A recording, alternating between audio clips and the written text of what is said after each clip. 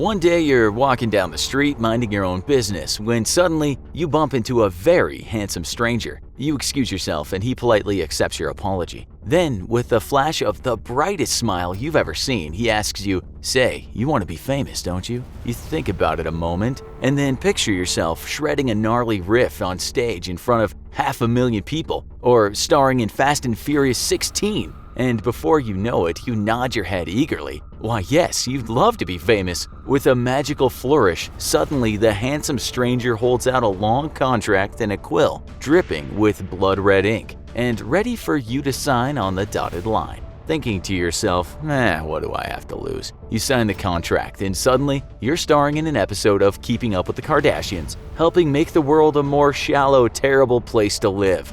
But wait, because you're also organizing Fire Festival 2020, and this time it's totally not a scam. Your life's gone from zero to hero, and you're jet-setting around the world to parties and exotic places you never knew existed. Every time you go to bed, though, you can't help but feel a certain hollowness inside, like something really important is missing. As the life of jet-setting and partying wears on you, you run into the handsome stranger once more, telling him that your life is flashy and glamorous but completely empty, just like you on the inside. Then you suddenly realize that you should have read more Stephen King books, because the handsome stranger is none other than Lucifer, Lord of Lies and Prince of Darkness, and you just sold your soul in exchange for fleeting pleasures. So you've sold your soul to be famous and popular, and after a few years of living this way, you realize that the real key to happiness is personal relationships and living a fulfilling life by helping others. How are you going to get your soul back? How are you going to defeat the devil? Well, to defeat your enemy,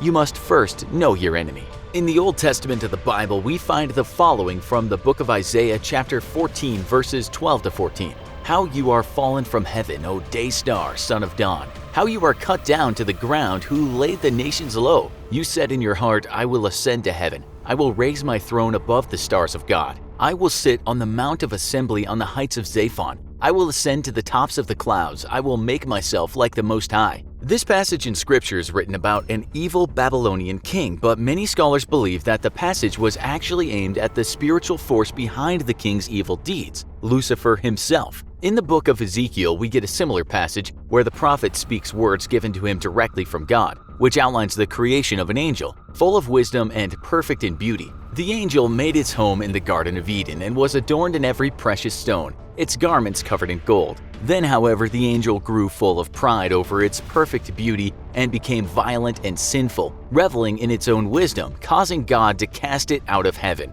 Satan, or Lucifer, is a being of great beauty and full of earthly wisdom, and just like humans, was given free will. This is because God wanted Lucifer to make the same choice humans make and love him out of his own free will. Without choice, there can't be real love, and unfortunately for Lucifer and you, he chose to become prideful and try to become greater than God. This led to his banishment from heaven, which apparently was quite the sight, as in the New Testament Jesus says in Luke 10:18, I saw Satan fall like lightning from heaven. In Revelations 9:1, the writer says, I saw a star fallen from heaven to earth, and he was given the key to the shaft of the bottomless pit. The devil isn't present only in the Bible, though, and he makes appearances in many religions, always playing the same role. In Islam, the devil is known as Shaitan, and because Christianity, Judaism, and Islam are practically the exact same religion, he was also a spiritual being who rebelled against God and was cast down to earth for it. Judaism tends to treat the devil as more of an act or difficulty or temptation to overcome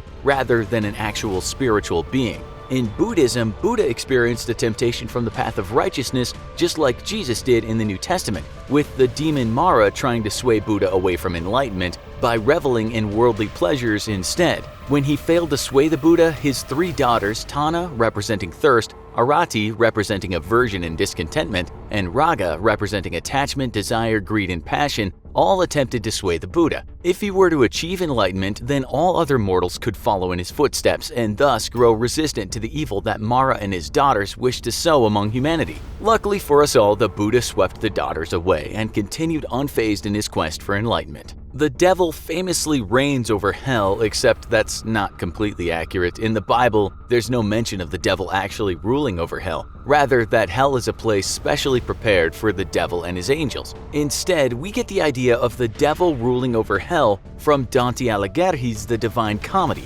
which was published in the early 14th century and was meant to lampoon many of the religious and civil leaders of Dante's time. Thanks to mankind's fear of evil, and propelled along by works like Dante's Divine Comedy, the devil was soon twisted into a grotesque being who does everything he can to drag humanity into hell and suffer alongside him for eternity. But this isn't the devil you're facing, because we're sticking to the original Christian text here. Instead, you're facing a charismatic, incredibly handsome, and very wise man who appears ageless because he in fact is. Sure, he has the power to grant your deepest desires, but if there's one thing popular culture has gotten right about the devil, it's that you'll ultimately have a price to pay for his favors. So how are you going to defeat the devil? The devil is a prideful being. After all, he is the most beautiful thing in all creation, which technically means that when you tell your significant other that they're the most beautiful thing in the world, you're actually lying. But we guess that saying you're the most beautiful thing ever except for Satan is probably not as romantic. So go on, have your lies. Our original point though is that because of his beauty, the devil is extremely prideful. It was this pride after all that led to his downfall. The thing is, the devil's got your soul, and you really need that back, so you're gonna play to his pride and challenge the devil to a competition. Now if you're the fiddlin' type, forget playing for a golden fiddle because you're in this for your soul. If you're skilled with a guitar, then you're in luck, because everyone knows that the demon's code prevents Satan from declining a rock-off challenge. Just remember that if you lose the rock-off, not only do you lose your soul, but KG is going to have a very unpleasant time in hell as well, and he doesn't much like mayonnaise. But if music isn't really your thing, then you could wait around for the Christian rapture to come when all believers will be raptured away. Sure, the devil will be let loose to reign on earth for a while, but eventually God will cast him and his followers down to hell. And even if it's not you technically defeating the devil at this point, nothing wrong with getting some divine assistance. Of course, the problem with this is that nobody really knows when the rapture will happen,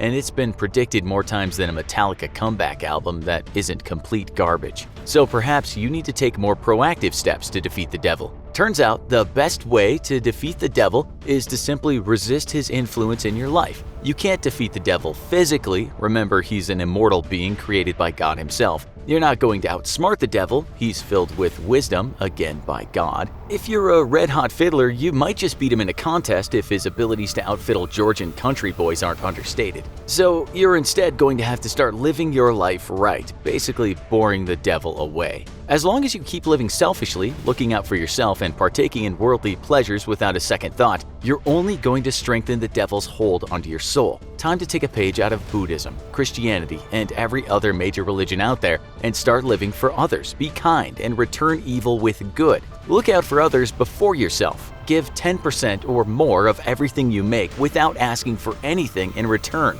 Practice good deeds and deny yourself the fleeting pleasures of the flesh. It's not easy, but then again, if it was, then everyone would do it. Remember, even if you made a deal with the devil himself, he has no real authority over, well, anything. As long as the devil is real, then the one that made the devil, God, is also real, and your best bet is to make the best appeal you can for God to get you out of the mess you've gotten yourself into. One good way to get the devil to lose interest in you real quick, though, is to turn what he gave you against him. You traded your soul away for fame, power, and wealth. So start using all of those things to be a better person. Use your massive influence to get people to stop using one-use plastics. Become the Leonardo DiCaprio of our time and champion environmental issues with your massive influence. Well, Leonardo is still alive, so we guess you could become a second Leonardo. Whatever, you get the point. Devil give you a ton of wealth in your deal? Use that money to feed the starving, shelter the homeless, and adopt 1 million lonely shelter pets. There's literally nothing the devil hates more than people doing good, and when you end up doing good with what he gave you,